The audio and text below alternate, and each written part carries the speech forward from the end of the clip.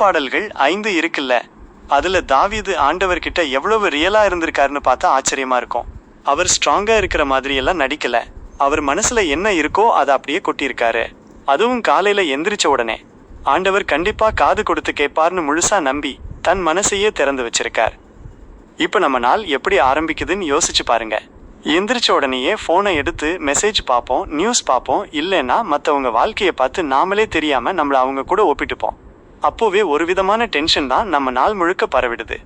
ஆனா தாவீது அப்படி இல்லை. அவர் உலகத்துக்கிட்ட பேசாம ஆண்டவர்கிட்ட தன் மனசை திறக்கிறார்.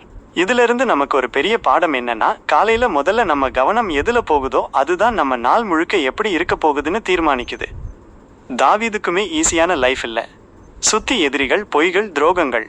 இன்னைக்கு நமக்கு இருக்கிற ப்ரெஷர், வதந்திகள், ஃபேக் ஃப்ரெண்ட்ஷிப்ஸ், ஆஃபீஸ் பாலிடிக்ஸ் மாதிரி தான் அதுவும்.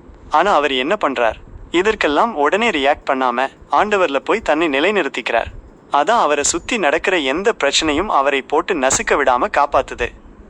அது மட்டும் இல்லாம ஆண்டவர் எல்லாத்தையும் தெளிவா பாக்குறாருன்னு அவர் தனக்குத்தானே சொல்லிக்கிறார். நம்மளை பத்தி யாராச்சும் பொய் சொல்லும் போது, நம்மளை காயப்படுத்தும் போது நாம தனியா எதுவுமே செய்ய முடியாத மாதிரி ஃபீல் பண்ணுவோம்ல. தாவீதுக்கும் அப்படித்தான் இருந்திருக்கும்.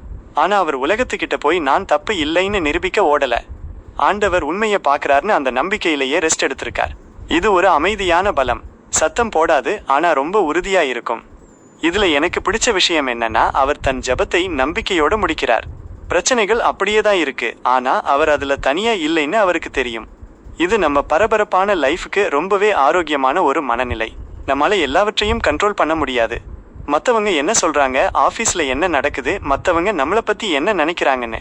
ஆனால் நம்ம நாள் எப்படி ஆரம்பிக்கணும், நம்ம கவலைகளை யாரிடம் ஒப்படைக்கணும்னு நாம தான் தீர்மானிக்க முடியும். சின்னதாக சொல்லணும்னா, திருப்பாடல்கள் 5 நமக்கு கற்று தர்றது.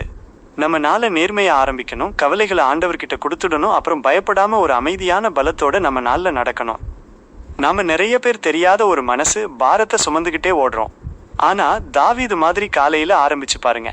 மனசை திறந்து நம்பிக்கையோட சத்தத்தை விட்டுட்டு ஆண்டவர்ல ஃபோக்கஸ் பண்ணினா, உலகத்துல இருக்கிற எந்த பிரச்சனையும் அவ்வளவு சீக்கிரம் அசைக்க முடியாத ஒரு உள் அமைதி நமக்குள்ள உருவாகிடும்.